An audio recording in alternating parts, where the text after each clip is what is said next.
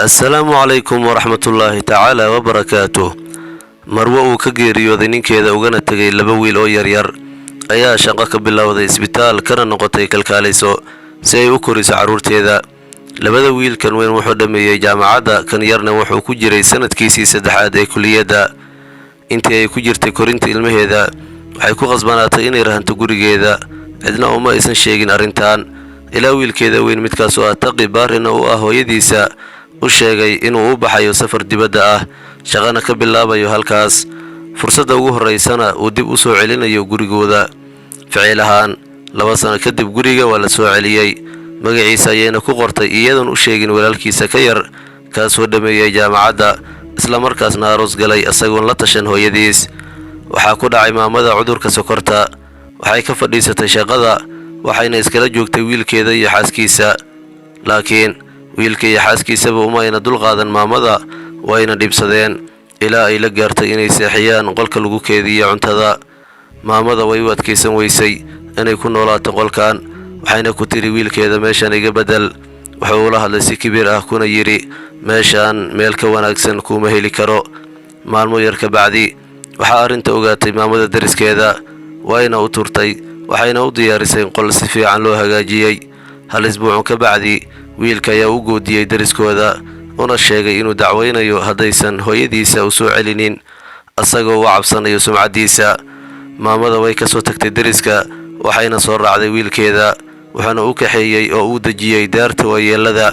ma uusan soo booqanin mana uusan soo wicin muddo dhan 3 bilood.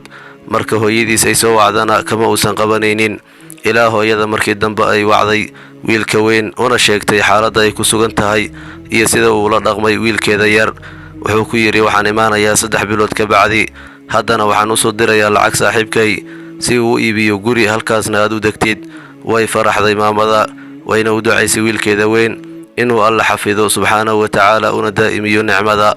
sidoo kale waxay u ducaysay wiilkeeda yar in alle uu hanuuniyo si aysan ugu arkin waxa ay dhibsato.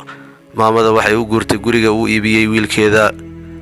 inta aysan bixin waxay ku tiri maamulaha daarta waayeelada, hadduu kuu imaado wiilkayga oo uu kaa weydiiyey ku dheh hooyada way geeriyootay, wax badan ayay ku soo wacday mana aadan ka qabanin. wiilkii yaraa ee maamadu dhashay wuxuu yimid daarta waxaana loo sheegay inay dhimatay hooyadiis.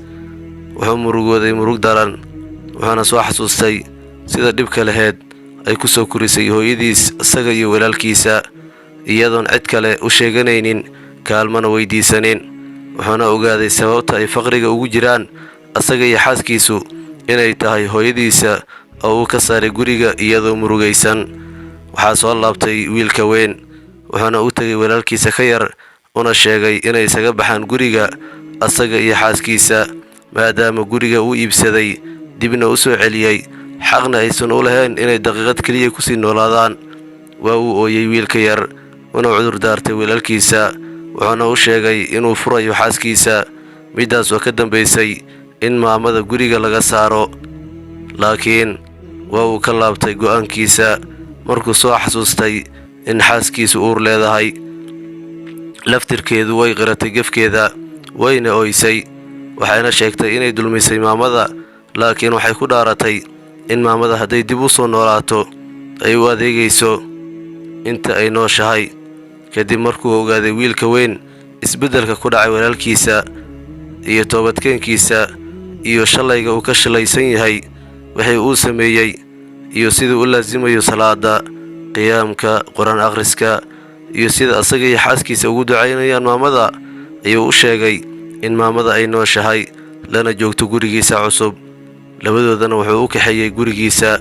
wiilka yar markuu arkay hooyadiis waa uu farxay, waa uu dhunkaday waana uu xambaaray. maamada iyadana aad ayay ugu faraxday wayna cafisay labadooda.